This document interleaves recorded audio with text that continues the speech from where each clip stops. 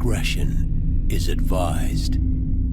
Hey everyone, this video is brought to you by Audible. Audible is offering you a free audiobook with a 30-day free trial membership. All you need to do is go to audibletrial.com/BGUnlocked. The link is in the description below, and now enjoy the video. Hey everyone, welcome back to Board Games Unlocked, and today I'm doing an interesting topic over the Abomination Heir of Frankenstein, which is a game that came out this year by Plaid Hat Games. I have done a run-through for it, and I've done a discussion for it, but spoilers, we did not like that game.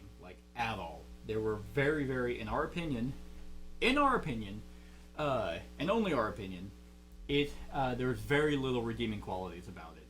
And you might be thinking this is another discussion or another video just to bash on that game, but it is actually not. I'm going to be praising this game for a couple reasons. One, after I published the review or the discussion and the run-through, the creator of the game messaged me on Board Game Geek and he said, "Hey, thank you for covering my game. I know it wasn't your cup of tea, but I still appreciate that you did a video over it." Which that is actually awesome. This is one of the reasons why I love the board game community, because there's a personal connection to the designer, to the game to the player, and then the player to the designer, because it's typically one person who has designed it. Unlike video games, where there's a whole team of artists and sound designers and then writers and all that, and there's a huge production, there's more than likely one person's name tied to it. For example, Isaac Childress to Gloomhaven, he made Gloomhaven, so it's everyone ties that to him. So you can actually meet him. You can meet the designers for Abomination of Frankenstein. You can meet the designers for Gloomhaven. You can do all of that, and I've never had a bad experience with meeting a creator of a game. They're always very friendly, and it's one of my favorite things to do whenever I go to conventions like Gen Con. You get to meet them, get on a peer-to-peer level, and that's that. Now some people throw a fit but that's not why I'm here. I just wanted to say that was awesome for him to reach out, even though, because we did not like Abomination at all. It was just awful in our eyes, and for him to still reach out and not be fuck you and fuck your channel and you guys have no idea what you're talking about. You're just hate. He didn't do that, and I just wanted to get that out of the way. That this was awesome. Now the second thing was they released an update for this, and it's actually very, very interesting. They basically created a variant for the Abomination Heir of Frankenstein to cover two of the biggest complaints, and these two were complaints that we had as well, was the length of the game and the randomness at the end of the game. So the game, once again, was way too long for what it was. There wasn't enough options to, and variety for things to do throughout the game, and then after playing the game for at least 2 hours, it came down to the roll and luck of dice. For the whole thing you're doing, you're trying to build a body of Frankenstein. Spoilers, I guess, for the game, even though it's a worker placement. But you're trying to get resources to build these body parts, then you roll dice to get them alive, and then you are trying, and that's how you get a bunch of points. And in our run through, once again, spoilers for that, but it is what it is. I won only because dice did not go the other player's way. Literally, he rolled so bad that he got no points for his final creation, and I won. And I did shit that whole game. So those were the two biggest complaints that we had. But the creators, Plaid Hat Games and the designer have created a variant, the Igor variant, which addresses both of those. So I'm just going to go ahead and read this and we'll go over it. After Abomination's release, some players expressed a desire for a shorter version of the game, while others asked for more ways to mitigate the luck element. In an effort to address these requests, but without compromising the experience, we developed the Igor variant. It significantly shortens playtime while giving players more control over the dice rolling aspect of the game. Feel free to use this as your official set of house rules, or just borrow the elements you think are best suited for your playgroup. So, the reason why I wanted to do a interesting topic over this is because I want to talk about the fact that they went out of their way, created a variant to address the main players' complaints for it, which is awesome. Like, a lot of people don't do that. A lot of people can't do that. So the fact that they heard the complaints, listened to their customer base, and actually made the changes to accommodate what the majority of players wanted is fantastic. And because this isn't like a video game where they just, hey, a few people complain, so here's how it is for everyone. If you didn't have those issues, if you liked the randomness at the end, or you thought the length of the game was fine, great, then just play the game. But for the it sounds like for the majority of people who wanted to like this game, but hated those two elements, you can play this, and then you can experience it. Who knows? Like, unfortunately, I will probably never try this variant, so personally, I actually don't know if this fixes the issues of the game, but I still wanted to do a shout out for it because I just don't want to play the game again. But so the setup changes. Let's see. So there is an event. Rounds with police tokens are skipped, and an execution event automatically occurs whenever this happens during the reset phase. So the first player still draws an event card at the beginning of the new round, but ignores execution icons if present. So now you can actually cause like the rounds to go quicker. Like, actually, if they have a execution event, it automatically skips it, which is awesome. So at the end of round 1, here's an example. The captain is advanced to round 3, skipping round 2, which is covered by a police token. And the captain was essentially your round marker, and there were very few ways to get him to go forward. And if the round tracker was already so far ahead, you couldn't advance it even further. So it was a slog. You had to go through like 13 rounds or something. An event card is drawn and resolved normally, but an execution event also occurs regardless if an execution icon is present or not. So if an aid Captain Walden card causes the captain to move past a skipped round during the city phase, no new event cards are drawn. So basically, he just goes faster, which is awesome because he doesn't do really anything. He just is your round marker. So that's awesome. The fact that they now have you go past that. So then there's a city phase. If you buy ice, you must place it on your half-melted side. It now only lasts 1 round instead of 2. When players use a scientist action to charge Leyden jars, they may charge 4 jars instead of 3, so now you have more attempts to roll the dice. And then the lab phase, so throw the switch. Charged Leyden jars can be used for re-rolls. After a player rolls dice during throw the switch phase, they may spend 1 charged Leyden jar to re-roll any number of those dice. They may repeat this for each charged Leyden jar they have remaining. This mitigation is in addition to any research cards they have to play. That's awesome, because the Leyden jars were literally basically used to roll dice. And you also had cards that let you roll dice, and that's kind of, hey, what you got is what you got. Sorry you spent 6 rounds collecting all these resources to build these body parts, fuck you, and you wasted, 2 hours of your life. So player A has 4 charged Leyden jars. They may choose to flip 1 over to uncharged side and roll 2 dice, same as before. However, they may now re-roll 1 or both dice up to 3 times, performing 1 re-roll for each remaining charged Leyden jar they have. If player A wanted to roll 6 dice, flipping 3 Leyden jars, they may spend their last Leyden jar to re-roll all 6 of those dice, or any quantity up to 6. That's fantastic. Like, the fact that you get, hey, you now have 4 Leyden jars instead of the 3, so now you have even more options of dice to roll, because you can roll, hey, okay, I have 4 charged ones, I'll spend 2 of them, roll 4 dice. Oh man, okay, I really needed 1 more result. Okay, so I'll keep these 3, and then I'll spend a chart, and then I'll roll that. I didn't get it, but you still have 1 chance, and then you got it. Then at that point, you can't really get, you can still get frustrated, but at least you had opportunities versus just the, okay, I got my 4 dice. Okay, well, those are all shit, so, wow. And my body parts are now dead, so you have to flip them over, and it's just awful. And the fact that this can be used, like, towards the end of the game, or at the end of the game, is even better. Black hearts on gray dice are an optional alive trigger. If a player rolls a heart, basically they got wounded, they may place an eye marker on 1 monster part at the cost of 1 humanity for each result. Otherwise, they would ignore this die result and receive no penalty. If playing Baptiste, the psychopath, they must pay 2 reputation instead of 1 humanity to receive this benefit.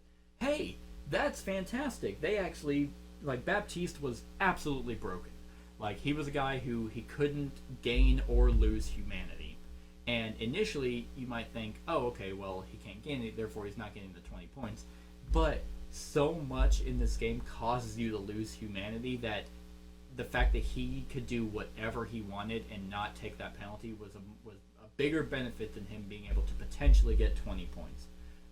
Because you, as another player, have to work really, really hard to get the 20 points for humanity because so much of stuff causes you to lose it.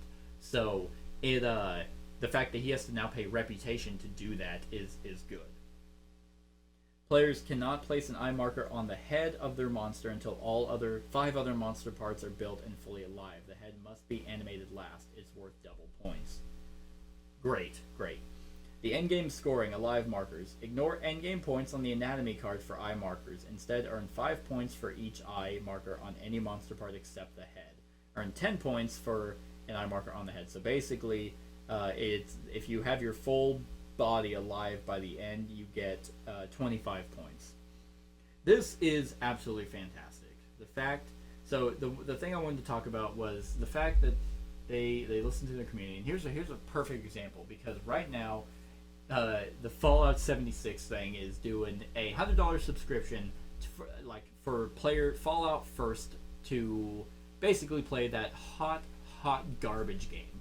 And Bethesda is just like, fuck you, give me money, and not listening to their fan base in any way.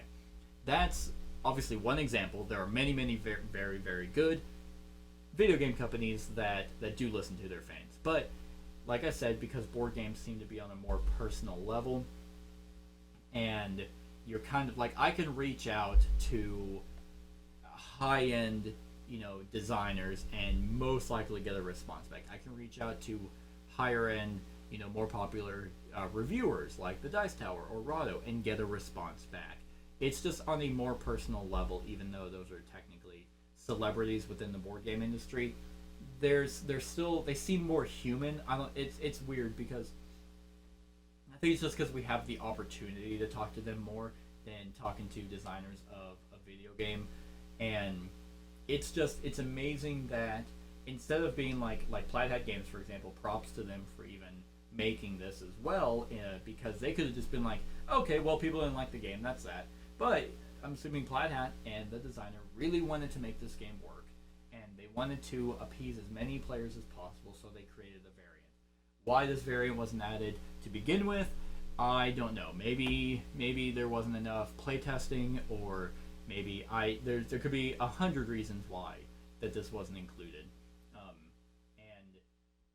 But it doesn't matter. It is, and this is free to print. You don't have to buy it's not an expansion. Thank God, this is not an expansion to be like, oh yeah, now here's an expansion. Give us an extra $40, and now this variant is added to make it shorter. No, they didn't do that. So it's free of charge. You can easily just go print this, or hell, it's a PDF. I have it on my phone, and just be like, oh okay, now we'll give it a chance. Because what Abomination did do right was it had an awesome theme. Like, that's really the only reason why I bought it. I didn't know much about it. Decent worker placement, and it had story elements, kind of like, almost like, hey, this event happens, and then if you choose this option, then you go to a story spot in the book, and then something happens with Frankenstein, the Frankenstein monster, or with the captain, or something happened that made the game feel a little bit more alive and had the variety with the story element. So you had a really cool theme where you are trying to build a body, basically Frankenstein's bride, and then you had like the story elements and a decent worker placement. But the worker placement aspect of it was ruined by the length of the game, and the whole game was ruined by the randomness at the end to get points. So just those two things that they fixed in this Igor variant, almost, I mean, I do want to try this variant, but I mean, I have so many other games to play. But if you're like me and you thought that the game was trash because of these reasons, then this variant, it sounds like that this absolutely fixes the issues. And the best part about it, I've always argued that an expansion shouldn't fix the game should be good enough on its own. But I never would consider that a variant being free and a print off or a PDF could also fix the game, and I think that that's awesome. Like, I think that's in a different league besides an expansion, because you don't have to pay them, you don't have to work for them, you don't have to beg them. It's just like, hey, I heard you guys, we heard you guys, here's a variant, go try this, let's hope you enjoy our game. And honestly, because Plaid Hat I was like, man, why would they make this? This game sucks.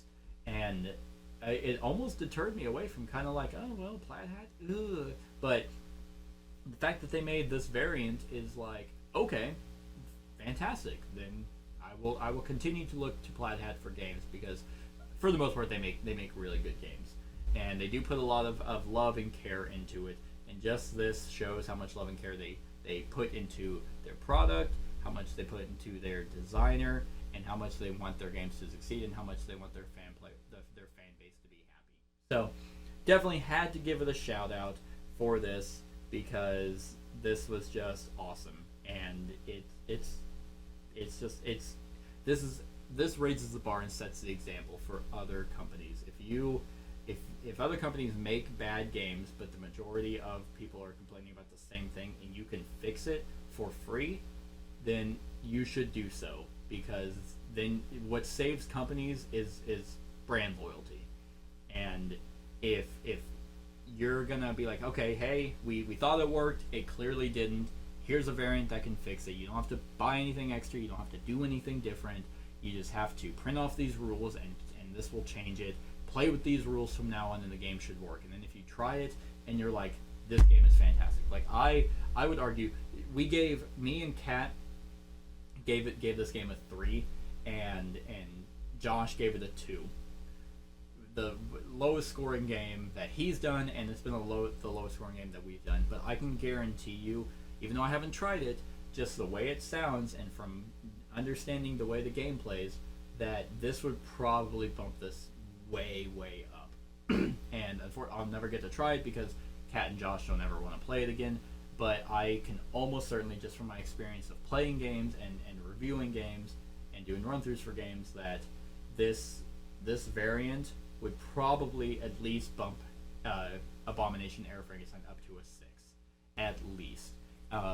It just depends on how much it shortened the game, but the game was way overly long, and if it just jumps like that, like if it jumps this from 13 rounds to like 7, maybe 8 at the most, that cuts off 6 to 7 rounds. And that means you have to be way more efficient with your workers. You have to work really hard to be able to get your resources, and then charge it and get them alive. And then you have to like actually be efficient and to play the game, which would make it a solid worker placement. So I could see this easily going above a 5 at least for this variant. So those are my thoughts. Had to do a shout out for it because it's just awesome. It's awesome. This is a huge thing. This is what makes me love the board game industry. But that's it, everyone. Let me know what you think of Plaid Hat, and man, I cannot remember his name. I want to say Chris, but I don't quote me on his name. But the fact that Plaid Hat released a variant for this game, let me know what you think of that in the comments below. Other than that, like, comment, share, and subscribe, and have a wonderful whatever time of day it is for you. Hey everyone, thanks so much for watching this, and if you like this video, then click the subscribe button below to enjoy any video that I put out. And right next to that subscribe button is a little bell. Click that so you get notified of whenever I actually upload these videos. If you want to support the channel, you can definitely visit my Patreon page. The link is in the description below. Other than that, like, comment, share, and subscribe, and have a wonderful whatever time of day it is for you.